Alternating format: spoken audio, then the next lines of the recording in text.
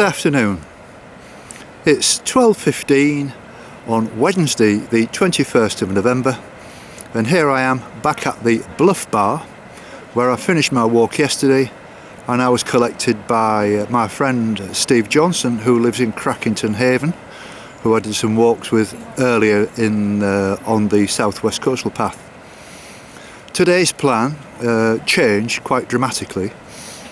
After reading the weather forecast last night for my intended walk, which was going to be from St Ives to St Just, there was a warning of weather which included sleet and rain and not very good weather at all. So it came as a bit of a shock to me when I woke up this morning and looked out of my camper van around about sort of 8 o'clock, and it was bright and sunny, and it stayed that way more or less all morning. And so I'd already decided that I wasn't going to be walking, and I was thinking of having a day off. I seem to have been doing an awful lot of editing recently, trying to keep up with it, and even though they're only shorter sections, they're only sort of half-hour videos, it still takes just as long, you know, to do a short one as a long one in reality. So I decided, instead of taking advantage of the fact that Steve was going to Land's End today and could have picked me up in St Just, I decided instead to do this walk, which will just tidy up the order of it, and it'll give me an easy walk for the afternoon, and I can get some good shots hopefully of St Ives and other places around and about, and that's my intention. You see that I stayed on a good campsite. I'm absolutely thrilled that I found a perfectly positioned campsite for what I need. That's Hayle. Lovely people. The guy Andrew, who I spoke to at length, is a new campsite, and he's very obliging, very nice guy. What I do like about it is the internet is perfect, and the Virgin signal is 4G, and so I'm back in communication, having been out of communication quite a lot this week really, because I've been so down on the coast, more or less at sea level, behind an awful lot of big hills and this kind of thing, where I've had no signal at all. So tomorrow's weather forecast is for rain, as is Friday's, but it's going to clear up again on Sunday. So I've booked for the whole week on this campsite. I'm going to have a little break, so if you wonder where I've gone, you'll know. But should the weather forecast change, and it looks as if I'm going to be able to get both of the walks in, first of all from St Ives to St Just, I'll do it. It's about a 15-mile walk, so that's going to take me 6 or 7 hours.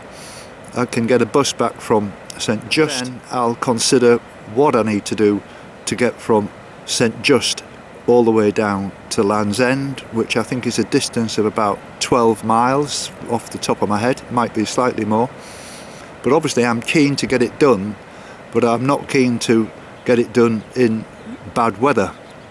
So that's why I say I'm not in a rush. I don't see the point of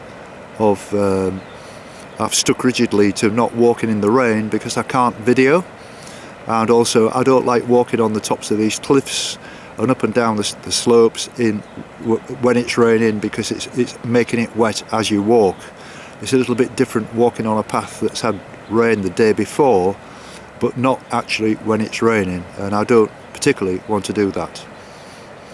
So that's my plan, and I've also got some time to go into St Ives today and try, if I can. It's just started to rain as I'm speaking actually. It's not too bad. I'm going to try and find a place where I can find something that's going to help me to stop this wind noise on my camera. I know this seems to be an ongoing saga. I had 1 or 2 messages yesterday which pointed me to a site on YouTube about wind noise on cameras, which if you're interested you might want to have a look at. So I'm going to go and see what I can buy, and my first thought is I'm going to go to a barber shop somewhere and see if I can get some hair and make make some little muffles with that. That isn't going to cost me anything. I can get quite a lot of it because they only throw it away, and I can experiment and see if I can come up with some good ideas. And I can test it as well because I've got quite a big fan in the van, which I use during the summer, and so I can use that to see if it works. So here we go.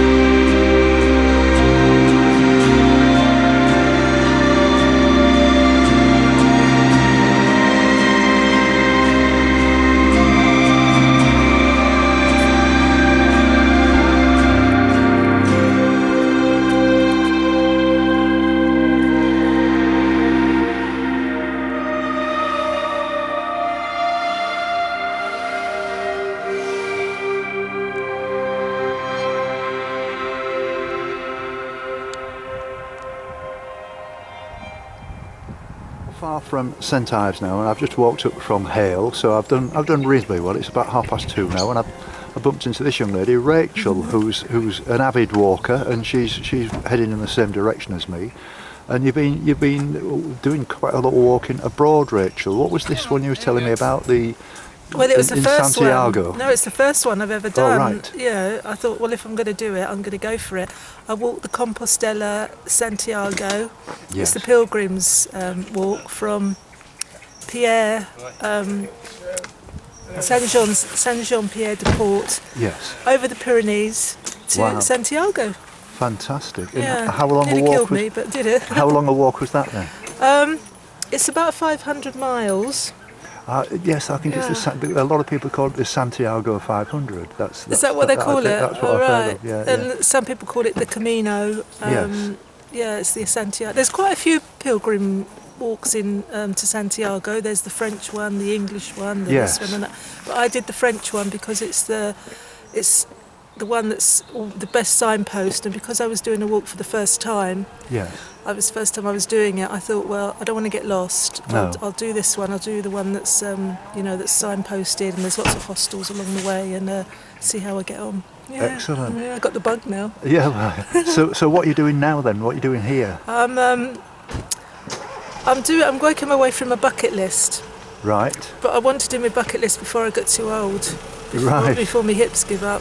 Right. Do you have leg problems or? No, I don't. No, but I don't. But I know you come to an age when you do. Yeah, everyone sort of. I'm getting to the age where most of my friends are talking about hip replacements and things like that. So I thought, oh, bugger that. No. I'm off. Yeah, well, that's fair enough, isn't it? Yeah. I mean, you asked me the question about have I had any problem with my legs. Yeah. I haven't had any problems at all.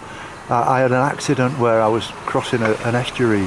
Somebody offered me a lift on a two-man canoe, and I fell out.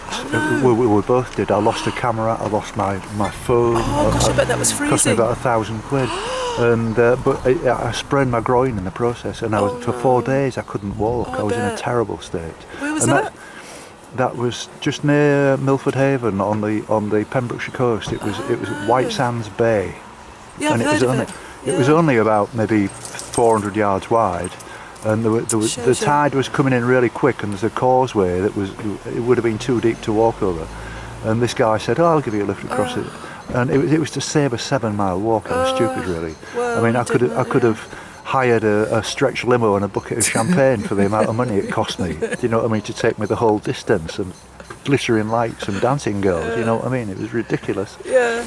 But no, I haven't had any other problems. I mean, funnily enough, last night I've had quite a good walk over the last week or two. I've been going for it, and because I want to get to Land's End, and so last night I soaked my feet. And I'll give you a top tip. I don't know if you've heard of this. If you get water as hot as you can, and use Listerine, which is mouthwash. Oh yeah, antiseptic. Yeah, put that in and soak your feet, and it really freshens them up, and it cleans them. And it does. No, it does, honestly. And you can clip your nails really well if you leave them for about 20 minutes in reasonably hot water. Well, I did that last night, and today I'm off like a robber's dog. I'll have to try that.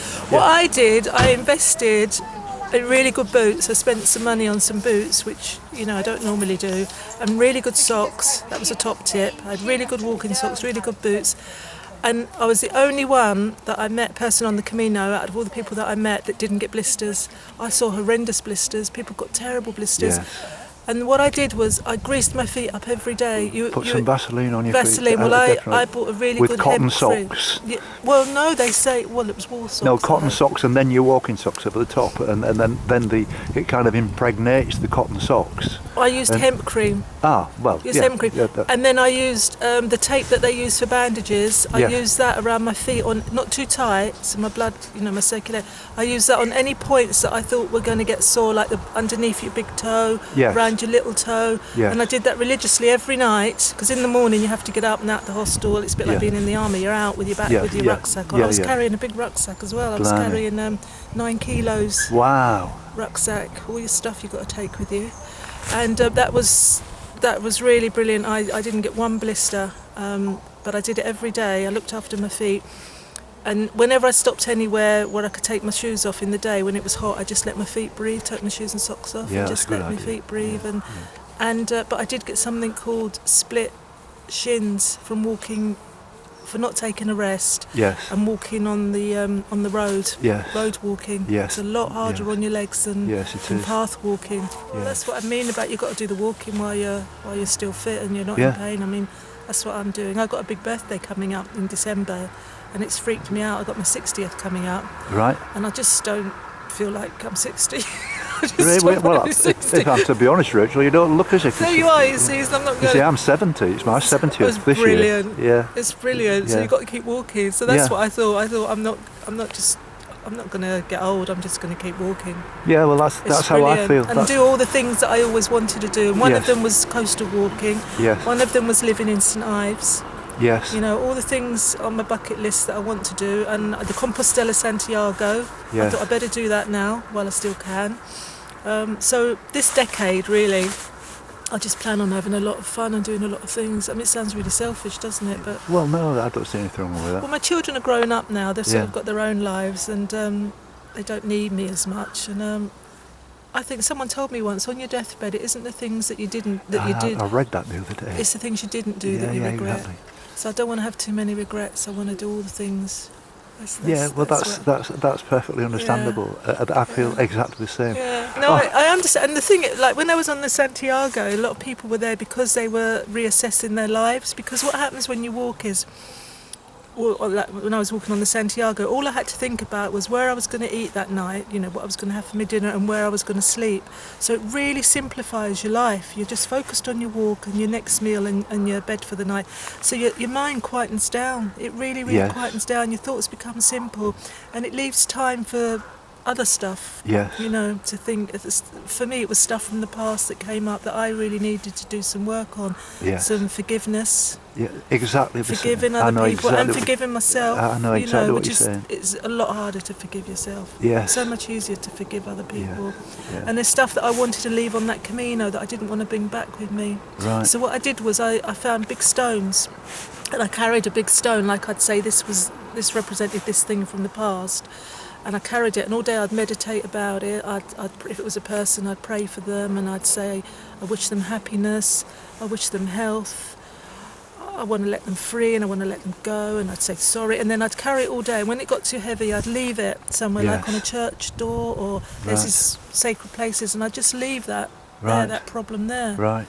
So, and now if I think of it again, I think, no, I've left that on the Camino. I'm not going to go back to that, you know. Right. So walking's can be quite important. I think it's fabulous for sorting it out, and you've got an awful lot of thinking time, and you're pacing out. You know, suppose I'm going for a 15-mile walk tomorrow to St Just, and it's a long way. Yeah. You know, you think about that. That's like 33,000 steps, and you know, you think about how long it takes and the things that you think about. I used to have headphones with me and listening to music all the time. I haven't worn them for weeks. Yeah. You know, I prefer to think about things. And as for being occupied and stuff like that, I mean, apart from doing the walking, I make this film and put it on YouTube every day. It takes me sometimes 4 or 5 hours to actually produce it and edit it and put some music to it and all the rest of it. And then you've got to load it up to on my laptop and send it off, you know, into the sky to YouTube, and that can take 90 minutes sometimes, depends especially where. In Cornwall, because there's often where I am today, there's no internet connection. Well, this campsite I'm on, which is just the other side of St Ives, it's the best internet I've had. Really? All the way through, That's and the best internet, the best phone signal I've had as well. My laptop's working like brand new because it's so quick. Wow. And it's getting on a bit now. It's about 8 years old, if not more. But it's, you know, I was in Poultry the other night, so you couldn't get anything. You couldn't get a phone signal. You couldn't get the internet. I'm in a little granite nothing. cottage. Yeah. The granite it really struggles with the granite. Yes. I did I've done the St Ives to Zeno walk last week. I did that. Yeah. That's a really brilliant. Have you done that? No. That's a brilliant walk, but it is tough. Yeah. It's 7 miles, but I'd add on a couple of miles for all that. There's a lot of scrambling over rocks. Yeah.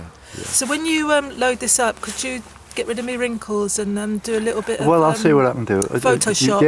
Give me a facelift. Put some lippy on or something. Yeah. Just make me look about 20 years I'll tell you what younger. we'll do. We'll call it a day. That was absolutely wonderful to speak to you. And I'll walk you into the town. We'll go and have a cup of coffee somewhere. How's that? Yeah. Okay. It's been a pleasure meeting you. And you.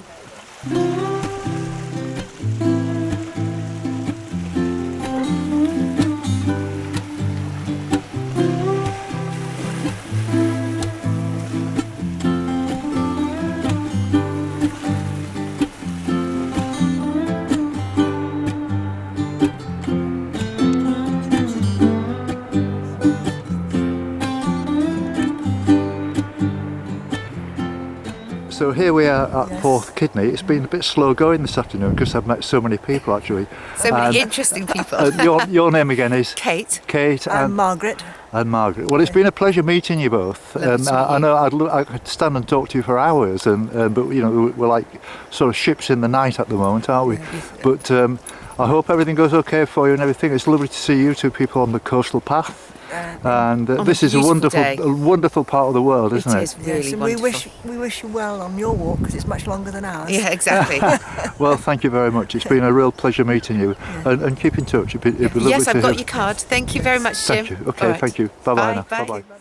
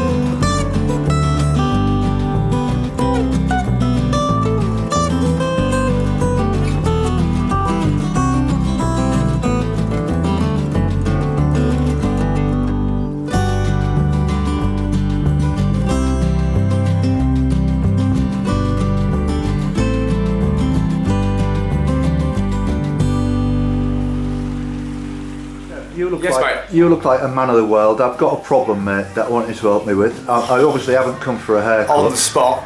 But this camera that I've got here, it's got two little condenser microphones, you can see there, look. Yes, chap. And what I want to do is cover it with hair. No problem at all. Could you give me a bit of hair, and I can sort of make a couple of miniature moustaches and stick them on? Certainly can. Because these strong winds on your coast, it's constantly causing me problems, you see. Yes. The wind noise, and when you're talking to people where I'm talking to, like you're this distance away, like you and I, which is about a yard away from each other, if I get the camera in slightly the wrong position, you get this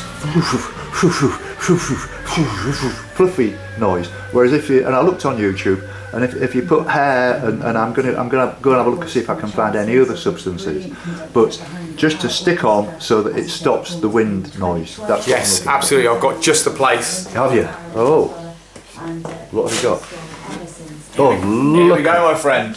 That. Luckily for you, it's Wednesday. Bin day's Thursday. Some longer strands. Can I take that bit, You can please? take what you need, Jim. I'll take a bit more. No problem at all. So pop it in there first, Kev. Thank you very much indeed. You're welcome, mate. It's going to give me something to do while it's going to rain over the next couple of days, so it's something that I can do, and I always have a spare camera in my bag, so I can keep that handy for when I need it for the Of course, yeah. strong winds. Of course. It's been a real pleasure meeting you, mate. Absolutely. I really wish you all the best in your adventure. Yeah, you're a bit of a lad, aren't you? I can You're see that. Yeah. And you've got a card. Keep in touch. And, I will. And send I'm going to check you out. Yeah, send us a message, mate. You got one of mine? Yes, thank you very much. Yeah, and I'm sorry I haven't brought you any business this morning. No, you're fine, buddy. You know, No problem at all.